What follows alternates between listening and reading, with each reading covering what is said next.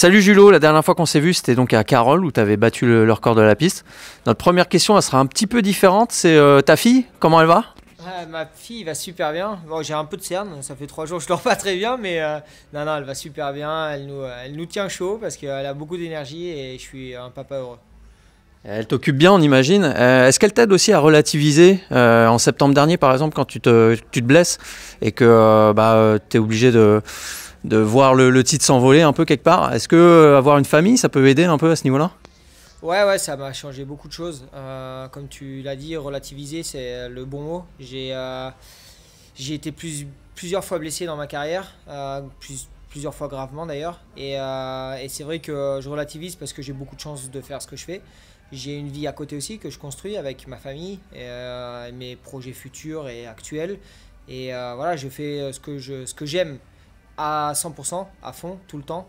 Et j'ai aussi une vie à côté, donc voilà, beaucoup de plaisir. Ma blessure va quasi à 100%. Maintenant, je suis guéri, donc voilà, je suis très content et je suis très content avec ma famille. Ouais. Et une dernière question au sujet de Kimi, ta petite fille. Donc, est-ce que les touches de rose sur le casque, c'est dû à elle? Parce qu'il paraît que les papas qui ont une fille portent du rose assez souvent. Enfin, c'est ce qu'on m'a dit, hein. Bah, tu vois, c'est vraiment consciemment parce que non, j'avais cette envie. Le rose va très bien avec le bleu, ça fait ressortir et j'avais envie vraiment qu'on me reconnaisse encore mieux qu'avant. Et j'ai aussi envie de changement, ça sera des souvenirs pour plus tard, d'avoir les casques des différentes saisons. C'est vrai que ma fille, voilà, il y a une petite touche, je l'ai sur les fesses et sur les pecs avec. En anglais, c'est une phrase en anglais qui dit ne touchez pas mon papa avec les points comme ça. Donc ça, c'est un petit message pour De Rosa et les autres. Mais voilà, non, je l'ai toujours avec moi dans la tête et ça me donne beaucoup d'énergie aussi à faire de. J'ai toujours envie de faire de belles choses. C'est aussi pour ça que je reviens à chaque fois à bloc après des grosses blessures. Mais c'est vrai que c'est peut-être le petit plus et peut-être ma chance aussi. C'est pas peut-être, c'est ma chance d'avoir Kimi aussi. En parlant de casque, on a vu un petit moment super sympa en fait avec Lucas Mayas. On sait que vous avez été rivaux, que ça a été très tendu pendant des années. Et puis il y a eu ce geste, l'échange de casques. Tu peux nous en parler un tout petit peu plus? Moi-même j'étais surpris parce que c'est vrai qu'avec Lucas j'ai fait plusieurs pas en avant et à chaque fois j'ai pris un peu un mur. Mais voilà, le jour où il savait que c'était fini et qu'il passait en Superbike, il est venu me voir, c'est lui qui est venu. Donc j'ai trouvé ça bien. Et dans tous les cas, même lui me l'avait dit à l'époque, comme quoi le jour où on arrêterait nos carrières, on serait peut-être potes. Et c'était con, mais bon, voilà, c'est comme ça, il sait ce qu'il voulait. Et chacun ses façons de penser différentes. Il est venu, on a fait l'échange de casque, la photo, 2-3 petits mots. Et voilà, je sais qu'il me respecte par rapport aussi à tout ce qui s'est passé dans ma carrière, on va dire, les dernières années. Et voilà, je respecte tous les pilotes et j'apprécie le fait qu'il ait fait ce geste. Alors on va parler de l'année 2020, des années sans victoire. Et en dehors du top 3 mondial, dans ta carrière en supersport, il n'y en a pas des masses. Est-ce que tu cherches à oublier cette saison ou est-ce qu'au contraire tu cherches à construire dessus, à te remotiver? C'est une de mes meilleures saisons, hein. J'étais toujours deuxième en gros. La fois où j'ai fini troisième, c'est la journée avant ma blessure. De Rosa était un petit peu plus rapide. On avait aussi tenté de faire des petits réglages pour essayer de progresser. Mais bon, troisième, c'était toujours sur le podium. Et toutes les autres courses, c'était tout le temps deuxième derrière Locatelli. Locatelli qui était intouchable. La Bardal était intouchable depuis 2 ans. Mais je faisais le trou toutes les courses sur les autres motos avec lesquelles je me battais sur les saisons précédentes. Donc ça veut dire que nous, on avait progressé aussi. Et voilà, il faut garder dans l'état d'esprit qu'on a progressé l'année dernière. Je pense que je progresse tous les ans en tant que pilote. Très peu d'erreurs. Et c'est ce que je souhaite cette année, spécialement parce qu'on a encore 2 courses. Ça va faire, pour l'instant, on a 12 week-ends x2, donc 24 courses. Ça fait énormément de points. Il va falloir être hyper concentré. Et j'espère que je vais faire parler l'expérience. On a progressé cet hiver sur les séances d'essai et je croise les doigts pour que ça le fasse. Justement, ce format 2 courses par week-end, est-ce que ça te plaît? Je suis un des pilotes qui se plaignait du fait qu'en Superbike, ils avaient 2 courses et nous, enfin même 3 maintenant, et nous une seule. Et aujourd'hui on en a 2, mais en fait c'est toujours un peu plus de risques. Il y a toujours à chaque fois 2 départs. C'est à double tranchant. On a plein de jeunes aussi qui sont le couteau entre les dents et qui réfléchissent plus ou moins. Donc il y a toujours un danger en plus sur les premiers tours à essayer d'éviter. Voilà. Et puis surtout, ça permet aussi à tous ces jeunes de progresser. Donc c'est une bonne chose.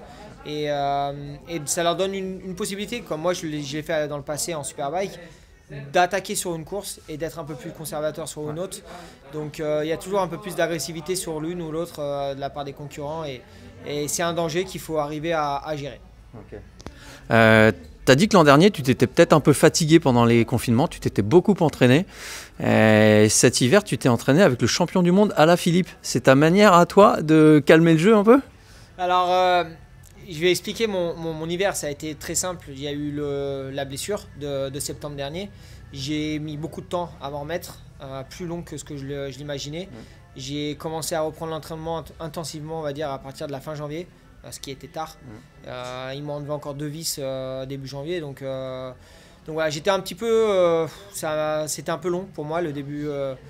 Enfin l'hiver, tout l'hiver complet. Par contre, la reprise de l'entraînement, ça a été vraiment du pur bonheur parce que j'ai réussi à petit avoir quasi plus mal. Là, j'ai plus du tout mal. Et en fait, j'ai compris que plus je m'entraînais, moins j'avais mal. Donc j'arrête pas. Là, ça fait 2 jours que je m'entraîne plus et pour moi, c'est compliqué, mais j'ai hâte de reprendre. Et justement, en juin dernier, quand on était avec toi à Carole, tu avais roulé en compagnie d'Adrien Van Beveren. Cet hiver, vous avez inversé les rôles. Tu es reparti avec lui, mais cette fois, vous avez fait du cross. C'est un truc qui te manquait?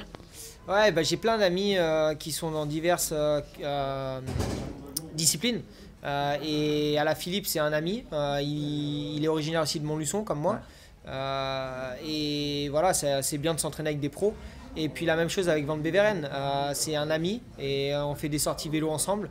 Et on parle beaucoup, tous les deux. Et je lui ai un petit peu parlé de mes craintes et de mes limites que je me suis fixées via la blessure. Et la crainte de remonter sur une moto de cross, mais là l'envie est énorme parce que ça fait 8 ans, j'ai calculé parce que là je viens de m'acheter une moto de cross. Donc 8 ans que j'étais pas remonté sur une moto et Adrien m'a fait casser ses limites et c'est hyper important pour se sentir en confiance, se sentir plus fort. Et je suis monté le lendemain de la sortie de vélo quand on en a parlé. Il m'envoie un message, il me dit allez on y va, je regarde la météo, j'étais pas prêt et je me suis dit non, trouve pas d'excuses, on y va. Et j'étais hyper content parce que finalement ça s'est très bien passé. Et là j'ai acheté une moto et je vais m'entraîner un peu en course. Le calendrier cette année encore, il change d'une semaine sur l'autre. Est-ce que ça complique les entraînements et la préparation? Non, c'est sûr qu'on se concentre beaucoup là-dessus parce que ça nous intéresse. Mais j'ai compris que dans tous les cas, il fallait être tout le temps hyper concentré, tout le temps hyper vite et que c'était important toutes les courses. Pas trop se concentrer sur le circuit que je l'aime, le circuit que je l'aime pas, il va faire beau, il va faire mauvais. C'était un petit peu mon défaut, je pense aussi. Voilà, plus on roule, mieux c'est pour tout le monde, pour le championnat. On va pas se plaindre et ils adaptent comme ils peuvent. La situation est tellement compliquée et on a beaucoup de chance de pouvoir quand même faire une belle saison. D'habitude, vous commencez limite fin février en Australie. Là, cette fois-ci, c'est fin mai. Est-ce que c'est dur ou est-ce que ça t'arrange un peu vis-à-vis de la blessure? Tu disais que tu étais en pleine forme, mais peut-être que mars, tu n'aurais pas été prêt. J'aurais été prêt. J'ai roulé dans des conditions pires, avec des douleurs, des pleurs après les séances tellement j'avais mal. Enfin, vraiment, ça a été très compliqué dans le passé, donc j'aurais été prêt. Mais c'est vrai que je veux progresser. Et je savais que cette année, pour moi, est charnière. J'ai vraiment, voilà, comme toutes les années, mais je me sers de mes erreurs, de ce qui s'est passé. Et le team, pareil, on a une constance vu qu'on travaille ça sera notre 3e année ensemble. Voilà, pour moi, plus on a eu de temps, plus j'ai pu me préparer physiquement. Et là, j'ai pas de douleur, donc je me sens hyper bien et en grande forme, mentalement, physiquement, et l'énergie, elle est au top. Donc oui, c'est sûr que c'est mieux qu'au mois de février. Mais j'aurais quand même voulu aller en Australie parce que j'adore voyager déjà et aller en Australie, Phillip Island, encore sur la fin de l'été, c'est top. C'est le rêve pour beaucoup de gens, je pense, beaucoup de pilotes moto, beaucoup d'amateurs aussi moto et je l'appréciais beaucoup ce Grand Prix. Alors parlons un peu de la saison 2021. Quels seront tes plus farouches adversaires à ton avis, comme ça sur le papier en tout cas? Il y en a un petit paquet, hein. J'aime pas trop non plus donner de nom, mais c'est simple, mon coéquipier, il est là aussi pour aider le team et pour me pousser. Et c'est un pilote très rapide qui a confirmé. Donc oui, Federico. Ensuite, Krummenacher, le champion du monde il y a 2 ans, qui revient. Agerter, je pense qu'il va être le gros concurrent de l'année. Et puis les MB, les Kawasaki, on n'a pas roulé encore avec Hotel Et Honshu, bon, Honshu, pour moi, c'est un pilote qui peut être rapide, qui a du talent, mais qu'il faut qu'il se canalise, les deux frères. Et on l'a encore vu là, la course de Jerez. En fait, ils sont très talentueux, très rapides, mais ils n'arrivent pas encore à cocher la case patience et ralentir. Je pense que voilà, parce qu'ils sont jeunes et qu'ils ont vraiment envie, donc on va pas les plaindre. Mais c'est vrai que voilà, la Kawasaki, on ne sait pas trop. Je pense que ça va être un client aussi, parce que Hotel a été quand même très fort la saison passée. Et tu parlais de petits jeunes qui sont un peu foufous, mais qui se révèlent aussi grâce au World Supersport. L'an dernier, c'était un débutant, mais entre guillemets, quoi, on va dire, hein, Locatelli. Qu'est-ce qu'il avait de plus? C'est la moto? C'est global. Le pilote était très bon, très constant. Et ça aide d'avoir aussi le petit avantage matériel. On a une Yamaha, la même, sauf que eux, depuis 2 ans, on ne comprend pas. Que ce soit tous les membres de l'équipe, les autres teams, personne ne comprend. Et c'est vrai que bon, Locatelli a été très fort parce que peut-être il a un avantage, mais les 2 pilotes de l'année d'avant n'avaient pas été aussi réguliers. Lui, il a quasi tout gagné. Et donc voilà, bravo à lui. Mais c'est vrai que c'est un peu frustrant depuis 2 saisons de se battre face à cette moto. Elle est toujours là, après avec Odendal, donc on verra ce qui va se passer. Mais dans tous les cas, nous on a progressé. Et voilà, je vais tout faire pour donner mon maximum. Si ça gagne, c'est top. Si ça gagne pas, je veux avoir donné le maximum. Tu en as parlé rapidement, cette année, tu es rejoint par Federico Caricasulo. Ça va t'aider à aller encore plus vite, à ton avis? Alors là, on écoute plein de trucs. Il fait rentrer le loup dans la bergerie. Ouais, mais c'est un choix. On en a parlé, c'est cool parce qu'on discute beaucoup avec Christophe et Rémi. On a vraiment une belle complicité. Et j'étais d'accord parce que pour moi, c'est des informations en plus. C'est une aide pour l'équipe. Ils veulent aussi être champions du monde par équipe. Et d'avoir de bons pilotes, c'est top. Et Federico, voilà, sur les essais hivernaux, m'a aidé. Il y a eu régulièrement la première journée plutôt compliquée de mon côté.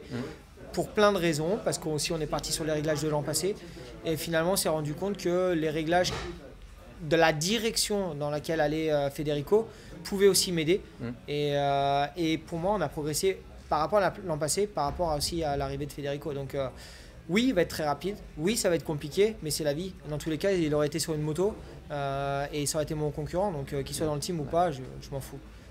Et comment tu sens l'ouverture de la saison? Donc il y a 2 courses de suite, à Aragon puis à Estoril. Ouais, bah ça va être intense. C'est pour ça que j'essaye de bien gérer mon intersaison pour être le plus en forme possible. Parce que mentalement, il va falloir être prêt sur le fait de ne pas faire d'erreur. Et on va arriver à Aragon, c'est un circuit assez compliqué pour moi. Maintenant, on a fait des très bons essais hivernaux. Donc il va falloir être patient et pas faire d'erreur. Et après, on arrive à Estoril. Moi, j'ai roulé l'année dernière, mais avec encore une fracture. Donc ça a été plutôt compliqué. Et ensuite, on va arriver en les terres de Federico. On va aller à Misano. Ça va être un challenge aussi pour moi parce qu'il est très très rapide là-bas. Il gagne quasi à chaque fois depuis les dernières années. Donc voilà, il va falloir gérer cette première partie de saison qui risque d'être peut-être pas la plus simple. Mais je me sens prêt et voilà, il va falloir aller les chercher les résultats. Bon, et pour conclure, tu as forcément suivi ce qui était arrivé à Fabio Quartararo ce week-end à RRS. Le syndrome des loges, tu connais, lui aussi à vrai dire. Par quoi il va devoir passer dans les jours et les semaines qui viennent là? Une décision qu'ils ont dû déjà prendre avec Eric Mahé, mon manager aussi. Il a fallu prendre une décision très rapide parce que ils enchaînent et c'est quand même très compliqué. Il avait la victoire en face, il dominait et moi j'étais le premier à dire c'est bon, il a course gagnée et finalement il y a eu ce changement de situation. La course n'est jamais finie en fait, c'est toujours très compliqué, il peut y avoir des paramètres qu'on n'a pas calculés. Ce que je ne comprends pas et à mon avis lui non plus, Portimao il gagne la course. Il a été le patron et c'est un des circuits les plus physiques du championnat. Donc voilà, ça arrive, ça repart, ça revient. Je pense que je ne suis pas médecin, donc je ne peux pas dire, mais c'est quand même assez compliqué. J'ai l'impression qu'il y a beaucoup de pilotes dernièrement qui ont le syndrome des loges. Et toi, tu es passé par là, tu avais mis combien de temps à t'en remettre en fait, de cette opération et à retrouver vraiment des sensations, une endurance à 100%? En fait, moi je l'ai fait, j'avais toujours un peu des difficultés en fin de course. En fait, le passage en Superbike en 2013, en ayant les 2 courses, plus le passage à la grosse cylindrée, J'ai décidé de le faire dans l'hiver de 2012-2013 et je suis arrivé, je n'ai pas roulé 2 semaines après ou une semaine comme le font certains pilotes. J'ai dû rouler 1 mois et demi, 2 mois après, donc j'ai eu aucune adaptation, aucun problème. Mais c'était pas le jour et la nuit. C'est quand même un syndrome qui peut revenir ou qui ne peut ne pas se soigner et c'est assez compliqué quand même à gérer. Et je pense que voilà, la MotoGP, j'ai jamais piloté une MotoGP, mais 300 chevaux avec des pneus aussi performants et des freins aussi performants, c'est sûr que ça tape dans les bras. Ouais. Bon bah écoute, on te remercie beaucoup pour cette longue interview et on te souhaite tout le meilleur pour 2021. Merci à vous.